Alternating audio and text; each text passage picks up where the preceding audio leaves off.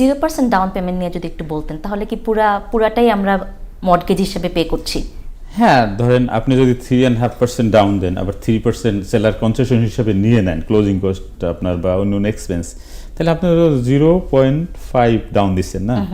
তো এটা ওই টাকাটা আপনার বাড়ির প্রাইসের সাথে অ্যাড হয়ে যাবে, but at the beginning you don't need to pay lot on, you only pay the closing cost like partial.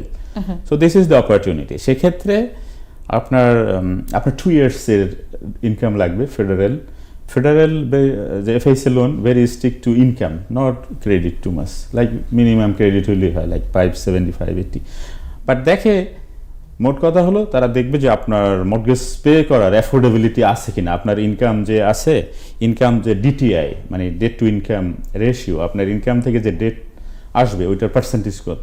So সেক্ষেত্রে তারা ক্যালকুলেট করে সিটি ওয়াইজ, যে সিটিতে বেশি লাইফ এক্সপেন্সিভ, সেখানে ধর new York city expensive, so এখানে একটা হাউস হোল্ড এক্সপেন্স ধরে, এরপরে রেস্ট অফ দ্য মানি তার মর্টগেজ কত কাভার হবে, এটা অ্যারাউন্ড 34 থেকে 43% আপনার ইনকামের থেকে লোন কাভার হয় কিনা ইয়ারলি, ওই ধরনের বাড়ি আপনি কিনতে পারবেন। সাপোজ আপনার ইনকাম 100,000, তো দেখবে আপনার 34,000 to 43,000 এর মধ্যে আপনার মর্টগেজ কাভার হয় কিনা, বেসড অন সিটিস স্টেট।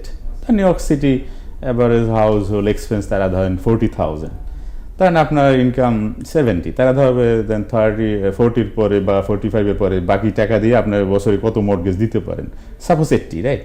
তো 40 বা 30,000-এ আপনি যে 6% দিয়ে ভাগ করেন 12, তখন দেখবেন কত, এরকম আপনি ক্যালকুলেট করতে পারেন আর কি।